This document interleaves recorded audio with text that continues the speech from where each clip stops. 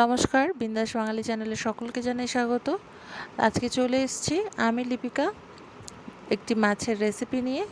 তো তার জন্য মাছটাকে খুব ভালো করে পরিষ্কার করে নেবার পরে নুন আর হলুদ দিয়ে ভালো করে মিশিয়ে নিচ্ছি। মিশিয়ে নিয়ে 5 মিনিটের মতো রেস্টে রেখে দিয়েছিলাম। এবারে কড়াইয়ের মধ্যে দিয়ে দিয়েছি সাদা তেল, দিয়ে দিলাম মাছগুলো। এবারে খুব ভালো করে উল্টে পাল্টে লাল লাল করে ভেজে নেব। কার কার সিলভার কাপ মাছের ঝাল খেতে ভালো লাগে আমাকে কমেন্টে জানাবেন। প্রথম পর্যায়ে দেওয়া মাছগুলো ভাজা হয়ে গেছে, এবার বাকিগুলো একই প্রসেসে ভেজে নিচ্ছি। আমি লিপিকা আর আমার বিন্দাস বাঙালি চ্যানেলের সকলকে জানাই স্বাগত। আমার ভিডিওটি যদি ভালো লেগে থাকে তাহলে অবশ্যই আমার চ্যানেলটিকে সাবস্ক্রাইব করে দেবেন, যাতে আমি যখনই কোনো কিছু ভিডিও আপলোড করি আপনাদের কাছে খুব সহজেই তাড়াতাড়ি পৌঁছে যায়। মাছগুলো ভেজে তুলে নিয়েছি।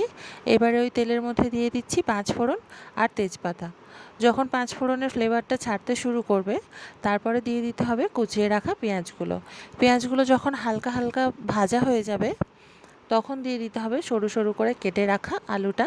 আমি এরকম লম্বা লম্বা শেপে কেটে নিয়েছি আজকে, যে যার পছন্দসই কেটে নিতে পারে।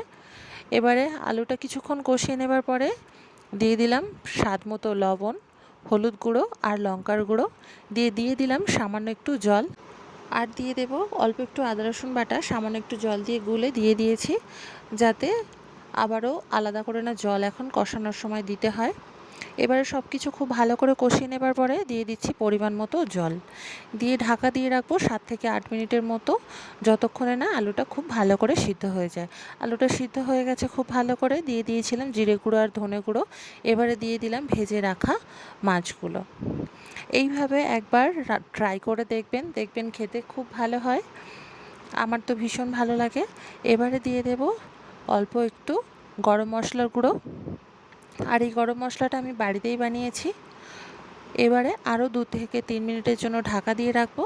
এই যে আজকের রেসিপি রেডি হয়ে গেছে। কেমন লাগলো ভিডিওটা সকলকে জানাবার অনুরোধ রইল, আর ভিডিওটা ভালো লেগে থাকলে চ্যানেলটিকে সাবস্ক্রাইব করে দেবেন। দেখা হচ্ছে পরের ভিডিওতে অন্য কোনো রেসিপির সাথে। ভিডিওটি দেখার জন্য ধন্যবাদ। টাটা।